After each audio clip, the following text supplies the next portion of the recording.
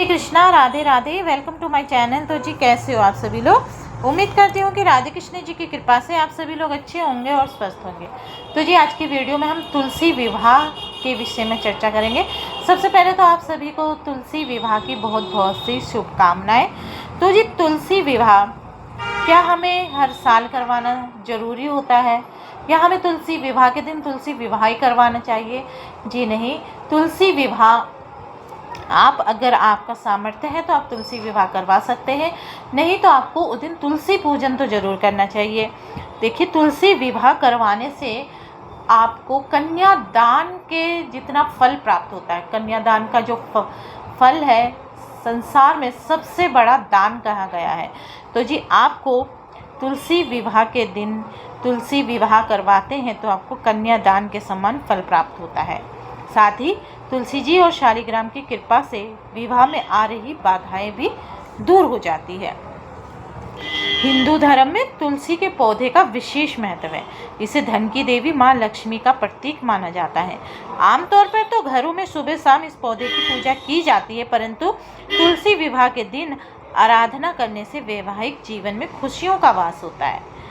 पंचांग के अनुसार कार्तिक माह के शुक्ल पक्ष की एकादशी तिथि को तुलसी माता और शालिग्राम जी का विवाह किया जाता है। हालांकि कुछ लोग द्वादशी पर भी तुलसी विवाह करते हैं।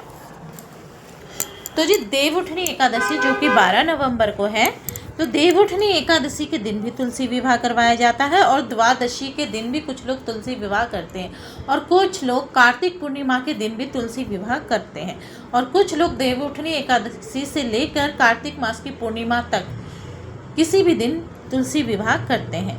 तो जी इस साल 12 नवंबर को 2024 को तुलसी विवाह कराया जाएगा। तो इस दिन देवउठनी एकादशी भी है, तो इस दौरान कुछ जगहों पर 13 नवंबर को भी तुलसी विवाह किया जाएगा। माना जाता है कि तुलसी विवाह करवाने से साधक को तो कन्यादान के समान फल प्राप्त होता ही होता है और साथ में बहुत पुण्य फल भी मिलते हैं। साथ ही तुलसी जी और शालिग्राम की कृपा से विवाह में आ रही बाधाएं भी दूर होती हैं। तो अब हम जान लेते हैं तुलसी विवाह एकादशी के दिन क्या मुहूर्त रहेगा।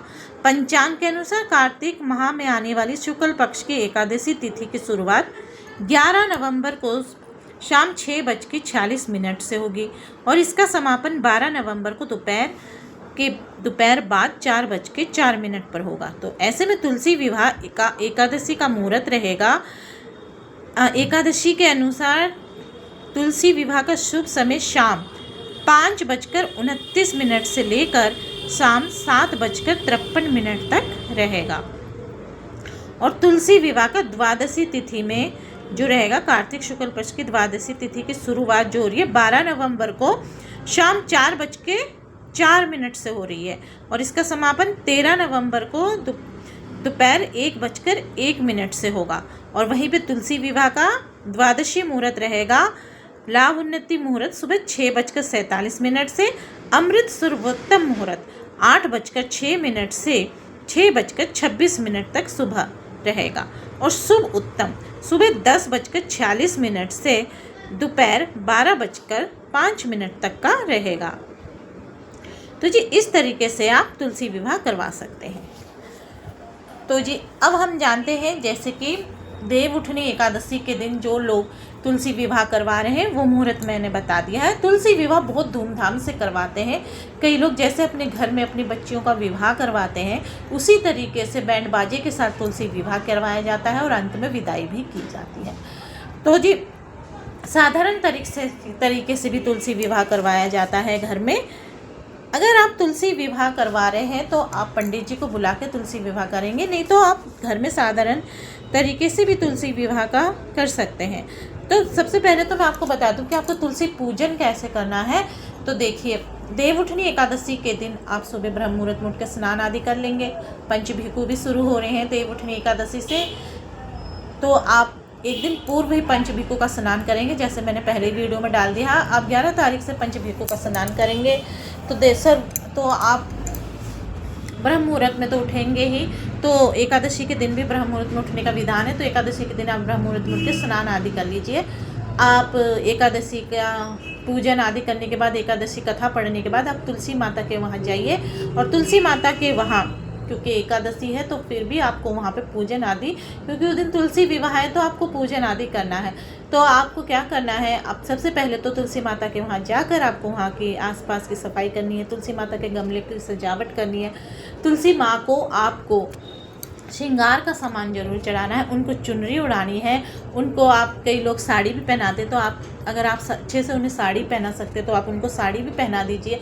श्रृंगार का सभी सामान तुलसी माता को चढ़ाइए। कहते हैं कि जब श्री हरि विष्णु जी योग निद्रा से उठते हैं तो सबसे पहले तुलसी माता के पास ही जाते हैं। तो तुलसी माता का श्रृंगार आप अच्छे से कीजिए, फिर वहाँ पर आप भोग चढ़ाइए, पूजन आदि करिए। 365 बाती का दीपदान भी आप उस दिन कर सकते हैं तुलसी माता के आगे।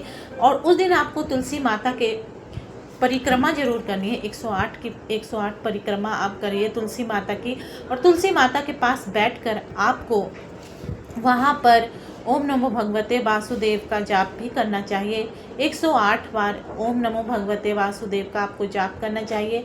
एक माला आपको ज़रूर वहाँ पर बैठ के तुलसी माता के आगे जाप जरूर करना चाहिए। और तुलसी माता के जाप करने के बाद परिक्रमा भी आपको जरूर करना चाहिए। फिर उसके बाद आपको प्रसाद आदि भी सभी को बांटनी चाहिए। और एक बात, तुलसी माता को आपको तुलसी दल भी जरूर अर्पित करनी है। तो तुलसी माता के पत्ते एकादशी के दिन, द्वादशी के दिन, पूर्णिमा अमावस्या के दिन भी नहीं तोड़ते, उससे पहले ही आपको तुलसी माता के पत्ते तोड़ लेने हैं।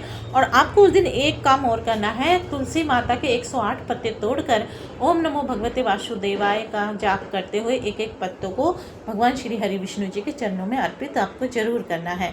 इस तरीके से आपको पुण्य फल प्राप्त होगा ही होगा। तो इस तरीके से आप तुलसी पूजन जरूर करिए और तुलसी विवाह भी करिए। आप अगर बहुत अच्छे से पूरी विधि विधान से पंडित जी को बुला के कर सकते हैं तो आप वो भी कर सकते हैं। नहीं तो तुलसी विवाह कराने के लिए सर्वप्रथम एक लकड़ी की चौकी ले, इसके बाद ऊपर लाल रंग का साफ आसन बिछाए, इसके बाद तुलसी के गमले को गेरू से रंग दे, फिर उसकी चौकी के ऊपर स्थापित कर दे। वहीं पर आप एक और चौकी ले, इस पर साफ या नया आसन बिछा ले, इस पर भगवान शालिग्राम स्थापित कर दे और दोनों चौकियों को एक दूसरे के पास रख दे। दोनों के ऊपर गन्ने से मंडप बन सजाए। इसके बाद आप एक साफ कलश में जल भरे और उसमें 5 या फिर 7 आम के पत्ते डाल दे, इसे पूजा स्थल पर स्थापित कर दे। अब शालिग्राम जी और माता तुलसी के सामने दीपक जलाए, फिर दोनों को रोली या कुमकुम से तिलक करें। इस दौरान तुलसी माता को लाल रंग की चुनरी चढ़ाए और धीरे धीरे चूड़ी, बिंदी आदि चीज़ों से श्रृंगार करते जाए।